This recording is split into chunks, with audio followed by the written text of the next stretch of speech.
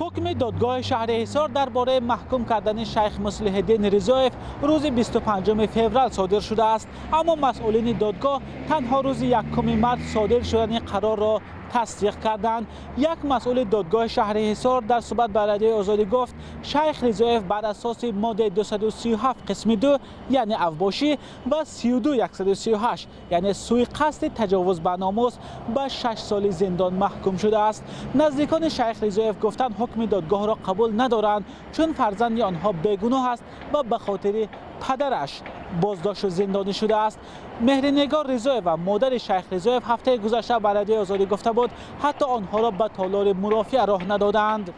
مسئولین دادگاه شهر حصار و دیگر مقامات رسمی درباره جزئیات پرونده شیخ رضایف شرح ندادند. از جمله معلوم نیست که بر اساس کدام دلیل‌ها رضایف به قصد تجاوز به ناموس متهم شد. پیشتر وزارت کارهای داخلی گفته بود رضایف به اوباشی متهم می شود. قضیه شیخ رضایف ماه اکتبر سال گذشته آغاز شد. محمود آدینه پدر شیخ مصلح الدین و معاون رئیس حزب سوسیال دموکرات آن وقت گفته بود پسرش راننده تاکسی است و او را در نزد یک طرفخانه در حصار زدند. وزارت کارهای داخلی در آغاز گفته بود شیخ مصلح الدین رضایف جراحت سبک جسمانی برداشته در رابطه با این حادثه بر اساس ماده 237 قسم 2 یا اوباشی پرونده گشوده شده است، ولی 1 ماه بعد وزارت کارهای داخلی خود رضایف را در سر زدن حادثه متهم کرده گفته بود علیه او با اتهام اوباشی پرونده گشودند.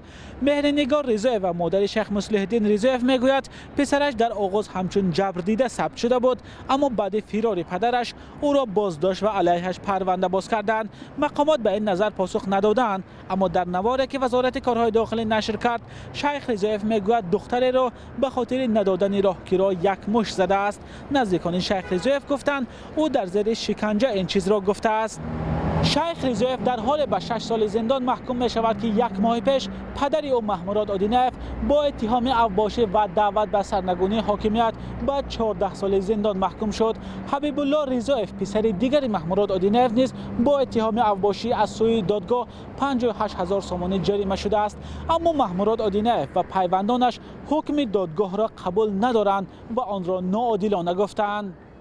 سلام، اگر خط و خبر می‌خواهید ما داریم. نوید بامدادی، سرخط خبرها، اخبار تاجیکستان و جهان، گزارش‌ها و تحلیل‌ها. چی می‌گذرد و چرا؟